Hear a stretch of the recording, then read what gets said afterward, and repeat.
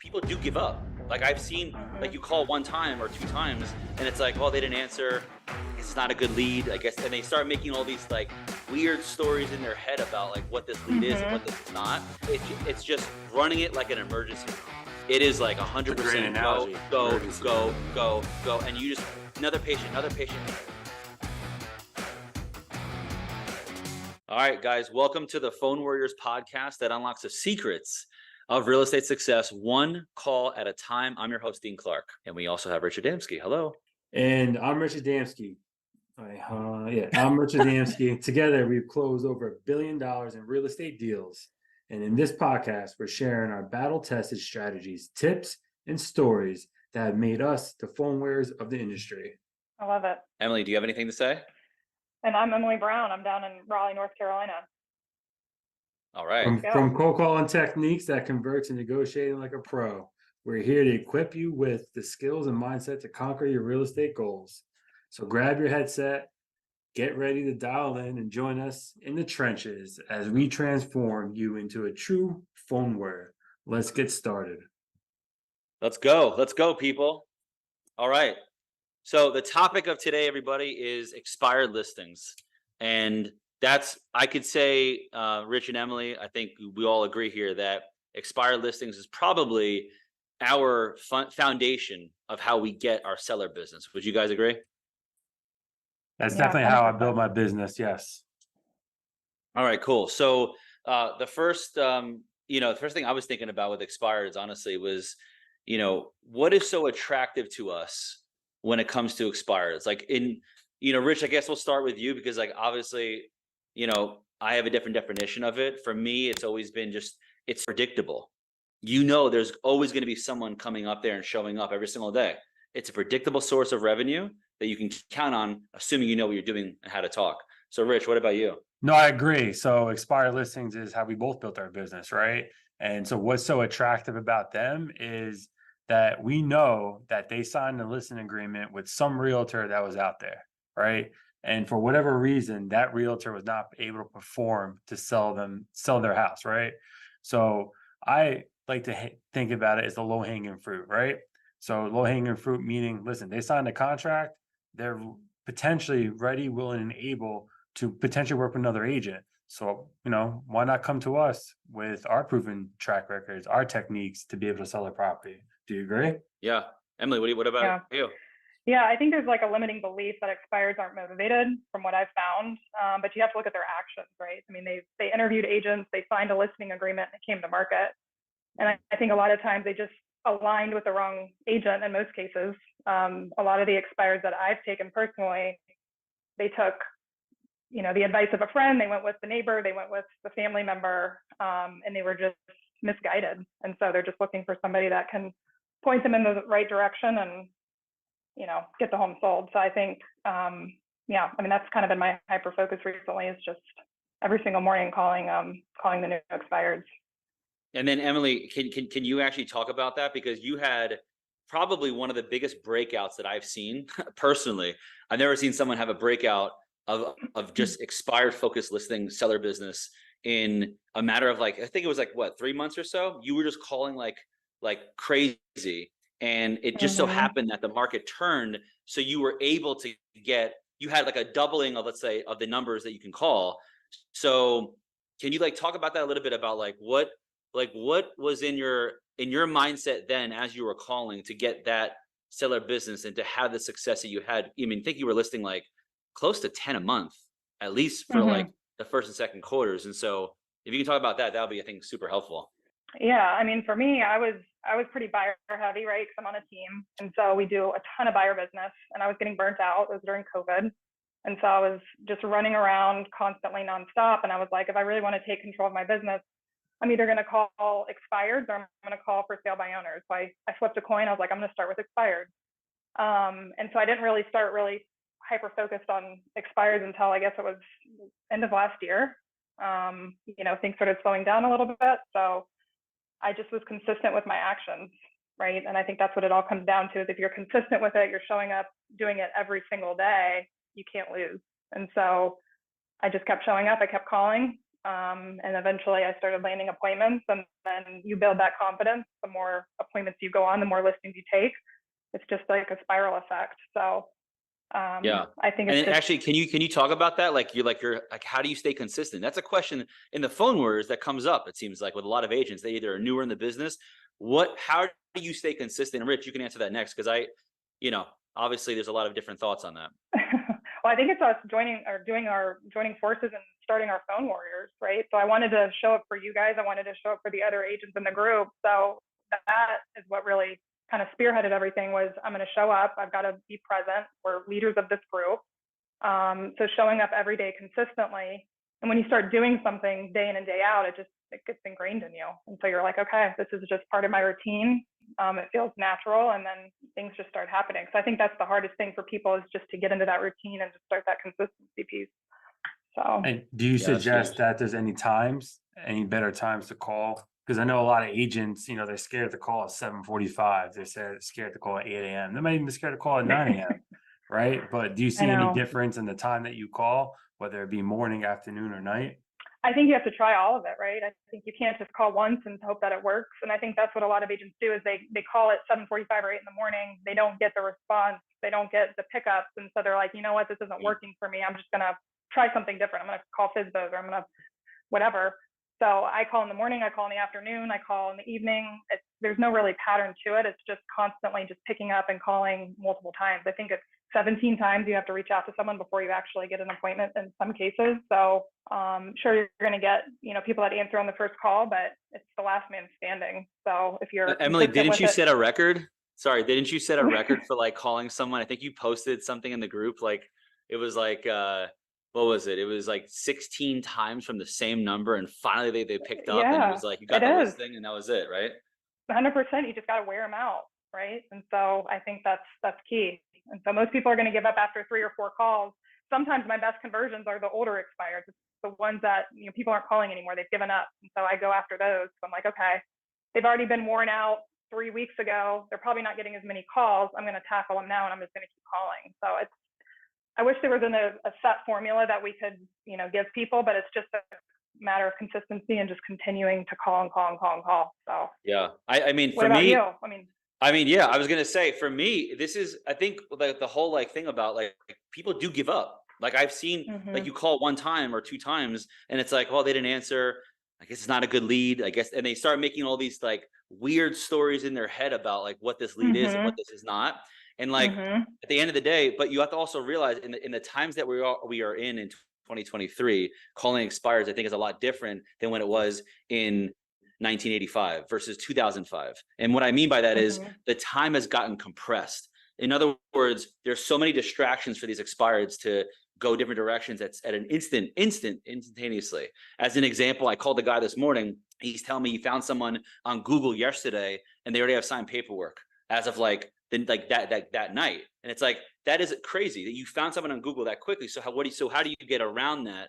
At least for me, it's just running it like an emergency room.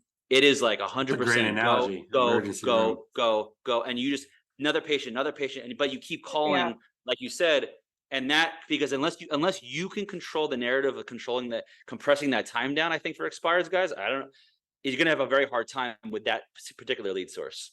But what do you think, Rich? I think that to Emily's point is staying consistent, and she said one crucial thing is a couple weeks old lead is going to have less activity than a fresh expired, right? Day 1 expired, day 2, day 3, they're probably still getting bombarded, but you go back 7 days, you go back 14, 21, and if you want to go back 1, 2, 3 months, you're probably going to get a higher pickup rate in the latter part. I think that if we're going to beat down the expireds, is do it in the morning. Get those 17 phone calls in between 8 a.m. and 9 a.m. because just like how you said, this morning I was calling and I started at 8 o'clock on the dot. I went to that list, I think 6 times, but by 9 o'clock, I just kept recalling the list. And finally the lady picked up and was like, "You keep calling me, why?" And we had a conversation. I was like, well, finally you're going to pick up. So why not take the adage of continuously pound that same source for as long as you can in the shortest amount of time before even agents are going to be waking up, because some agents not even up at by 9 Mhm. a.m., right? So why not Yeah, take, 100%. why not get the early bird gets the worm, right? Yeah. Let me ask you this. Do you guys ever do any mail, like direct mail to expireds, or do you guys mainly just I'm a I mean, I handwrite former, cards? tried. Yeah, I don't know about you, Rich. I tried doing that. I had a 10 days of pain campaign. This was like a few years Uh-huh. back before COVID. Hmm. And it was just like mail that expired like constantly. Just like one day, it was once a day for 10 days. And Yeah. we think we did it for maybe 6 months. Everything we try and test is always 6 months minimum. So it's like 6 months of that. And the phone call is just where it's at. I don't know. It just direct mail. I think I got one call back, but it was the tenant of the property. It wasn't even the Hmm. actual person, because it was like the Hmm. wrong person living there. So, Yeah. you could be that passive. I think it's okay. But for this kind of source, like they want results like now if they are serious about doing something. Right. Yeah, Uh, 100%. I agree with yeah. you.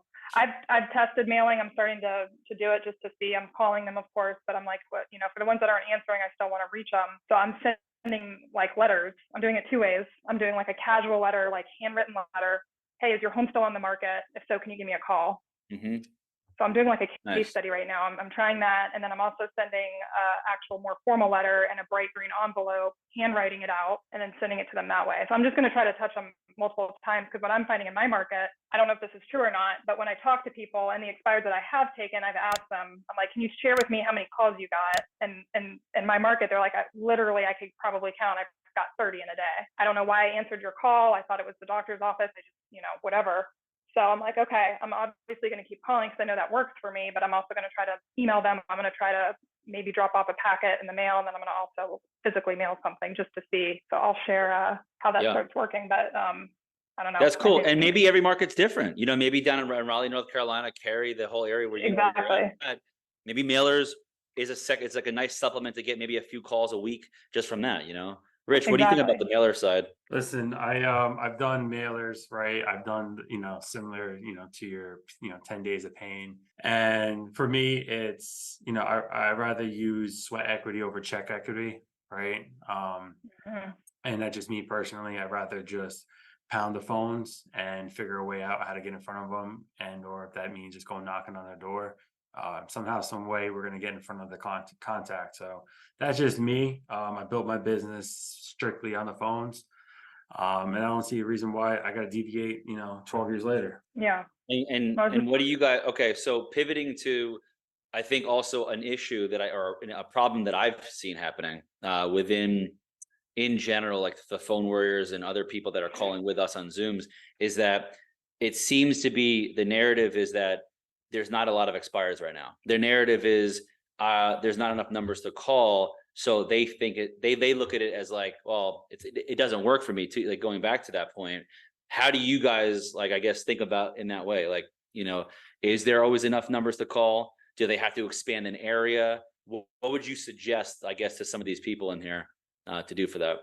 Yeah, I mean, there's always old expireds, right? I mean, go back a year ago. Those people are definitely probably not getting the calls that the fresh expireds are getting. But that's exciting to hear. If they're not calling them, that just means there's more opportunity for us. So Exactly. I would start with the old expireds and start, there's always going to be expireds in every market. Doesn't matter if it's a buyer's market, seller's market, there's always going to be homes that are coming off the market. So Yeah, again, it's all you just about, gotta find them, and look at the MLS, understand what, maybe look at 180 days, run a search, the last property 180 days, and maybe that was gonna come up in the next day or two. See which ones are canceled, withdrawn same days. But at the end of the day, there's always gonna be, whether it's just one or whether there's 50 in a day. If there's only one, then make that one count, right? Be different. Try to figure a way how to get that contact number. Yeah, Um, and then yeah, go ahead. What you gonna say something? No, I was just saying, figure out a way how to get that contact number, and figure a way how to get you in front of that lead, right? Yeah, and I think also the last point on this is for me, it's like just find your edge. Where can you get an edge with these expires if they're so far and few between? Then if we know that we're in one of the lowest levels of inventory environments in real estate in the history of anyone selling real estate that really is doing it, then how are you going to get an edge to get that source that it's predictable, so there's going to be at least one a day, right? And so how Mhm. do you get that edge? Could be different times that you call. It could be going back, like Emily said, I think to like old expires, but just figure out like your own way. And guys, like, as much as we want to follow different game plans, it may be something that is not part of any coaching program. You got to think of it on your own. Like, it's okay. You have permission, at least from us, at least from me, to say you can go and think outside the box about how to generate your own way of getting in touch with these withdrawals and cancels and these expires, because they're always going to be there, always. Mhm. And by the way, and on top of that, I would also argue that I think a lot of agents also stop just when they say, I don't want to sell anymore. So going into the Mhm. conversation, and we talked a lot about the front end, how to get in touch with them. Now we're into the conversation of this. I mean, I don't know what your thoughts are on Scripts, that. Like, dialogue, scripts and it's like, what dialogues. is your, like, if they say, oh, well, we took it off the market because the market shifted on us or whatever, like, I'm like, Emily, you could start with that. Like, what do you say to them to maybe get them to open up a little bit, to maybe help them buy something later or refer them out, Yeah. whatever. I think it's all question based. So it's just digging in and asking the right questions and taking a genuine interest in the situation. So I would say, okay, I certainly appreciate that, but you did put the home on the market. So can you share with me, if you don't mind me asking, what was the main reason for selling your house? And then let them talk. And so kind of bring up those pain points. Well, they wanted to move to Florida to get to family, or they wanted to buy a bigger home because they just had their fourth kid and they just don't have enough space. And so you kind of pull out those pain points a little bit more and just keep pushing, and eventually they're just going to start talking, and then from there you land the appointment. So I think it's a lot of active listening, understanding where they're coming from, actually taking a genuine interest in what they're saying, and then just quickly setting the appointment. So I think we overcomplicate it and we try to handle too many objections, but it just comes back to what's their motivation, why did they sell in the first place, and how can we solve their problem. So Yeah. Rich, what do you think about that? I mean, listen, I've thought this through over the years, and I've always crafted different ways to come up with different objections and how detail oriented and, let's call it trick the client into giving us the information. But the basics of who, what, when, where, why is so powerful to me, because when somebody says, oh, we took the house off the market, I just simply ask why. And sometimes mhm, it stumps them because it's like such a direct question, and depending on what their answer is going to be, and then it's just another why this, right? And then eventually, like Emily was saying, is the most important part about any conversation you're going to have is, had your agent sold your property, where were you planning on moving to? And mhm, 90% of the time we're going to get the answer to that, Mhm. right? And then we're going to be able to figure out what their motivation is, and then from there we can figure out where in the script are we going to start communicating back and trying to figure it out, right? Is it a condition or is it an objection, right? And they both look the same mhm. sometimes, but we just got to know how to drive deeper into each particular part of what we're saying, and just listen to those little subtle hints that sometimes the client gives us. What about you, Yeah, Dean? Mhm. and I'm Yeah, that's sure a you good don't point. say just like why, like a nice, like a direct, like right to the jugular. You say it curiously, and I think Emily, what you're talking about is being curious. Guys, this is sales, right? Like, so it's I think like, to your point, we make it more complicated than what it is. But being in sales at the highest level is being divinely curious and like seriously Mhm, going into curiosity, having the empathy when you say, really, why? Or in a different way of how you would say it, Rich. And I would also argue, if they say to us in any way that, like, and you let's just assume that you are a sales warrior, phone warrior, you've gone through the steps, you've asked all those different questions, I would argue, well, what if there's a referral opportunity? Do you even know, like, to your mhm, point on that, like, this morning, I'll give you an example. I sent out 2 referrals this morning.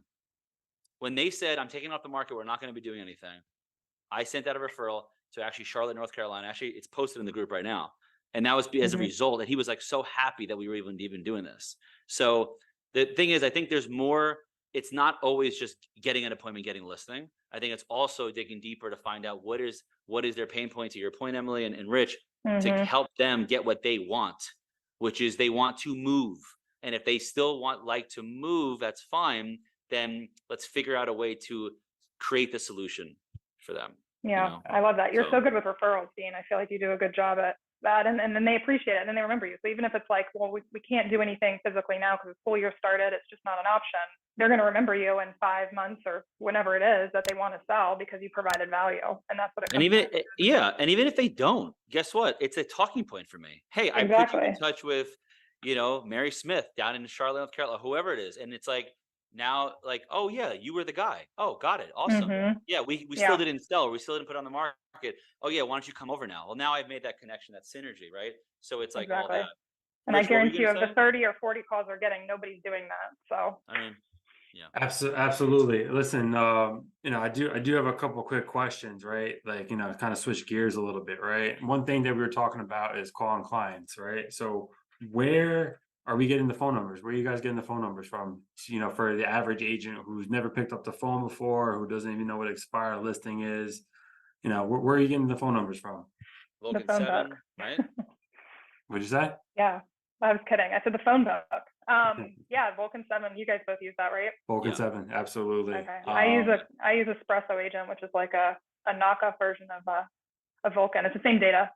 And then there's RedX, and then there's a third, right? Mojo. Yeah. Mojo.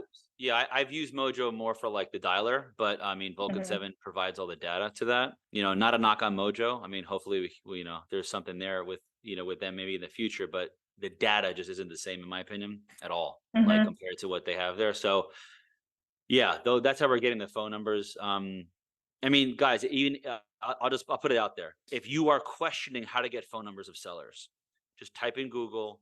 There's be a ton of AdWords that'll be redirecting you to the right sites that are advertising to get them to buy the sources that will find that.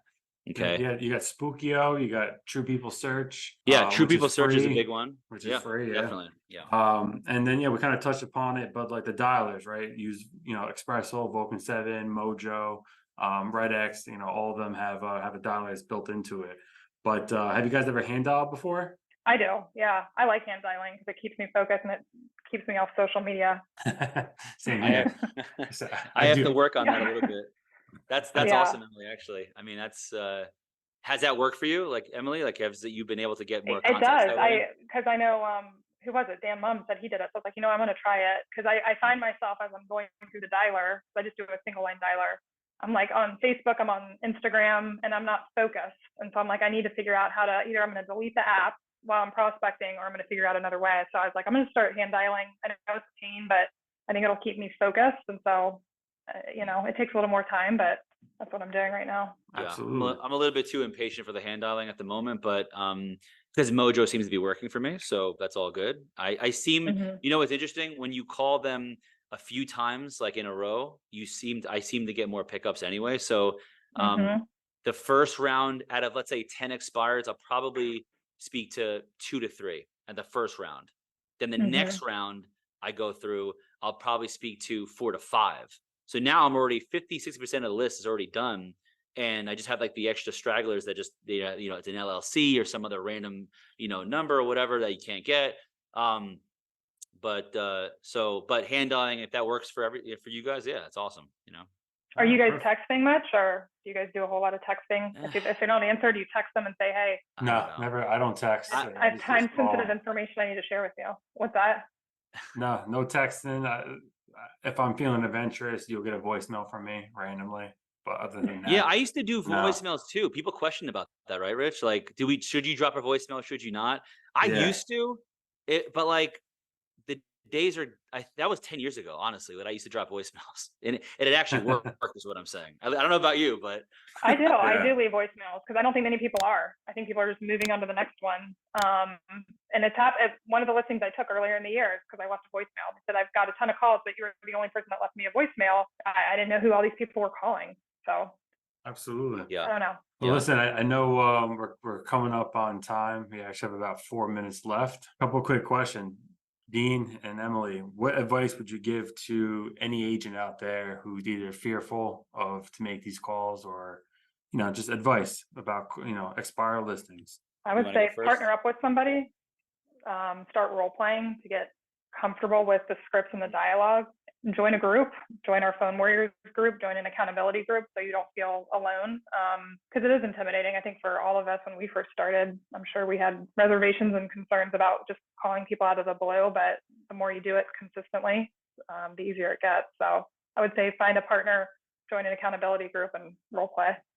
Yeah, I would definitely agree with that. I think it's like having a gym buddy. You go to the gym, like if you're Hmm. going to work out or whatever, it's always better to work out with somebody. It's just easier that way to, manage that. I would also argue that the more consistent you are with calling expireds, the less competition you're going to have. And what I mean by that is if you show up every day and you're getting better and better at the script, at the dialogue, you're coming in with more intensity. I think people don't realize how intense you need to be on the phone in order to get success with this. I think that there's not a lot of talk about that. Everyone wants to know, how do I find the numbers, or what do I do? What do I say? That's all great. That's all out there. It's been out there. But guys, like the intensity is where you're going to transfer your energy over the phone so they can feel that you're authentic enough to meet with you in person.